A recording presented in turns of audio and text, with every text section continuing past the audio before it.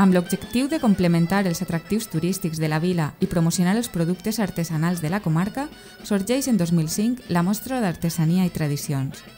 La mostra, a més de la Fira de Productes Artesanals, compta amb una extensa programació d'actuacions, exposicions i activitats paral·leles. Entre les demostracions hi ha la dedicada a l'elaboració de la llana, amb la que originàriament es feien les mantes amb les que els bocairentins encara avui en dia s'emboliquen per eixir al carrer.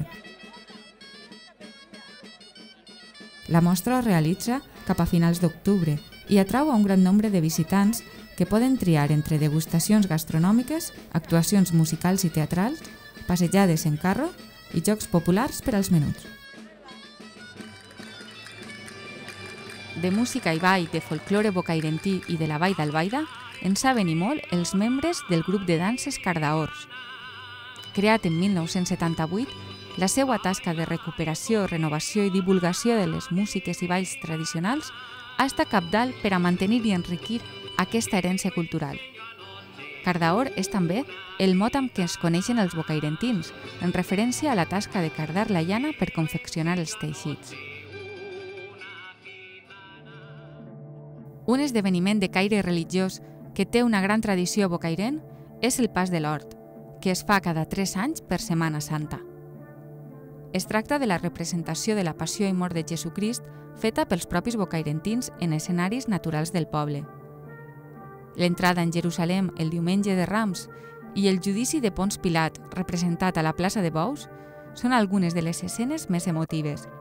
Durant mesos, els participants assagen els textos i confeccionen els decorats i els vestits per a aquesta gran obra coral.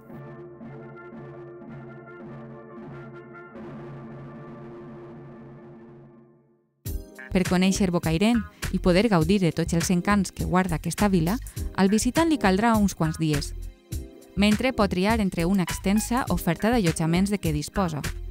Des d'un hotel de 5 estrelles ubicat en una antiga masia, passant per les acollidores cases rurals del casc antic, les masies rurals de fora del nucli urbà envoltades de camps i natura, el càmping enmig de la Serra Mariola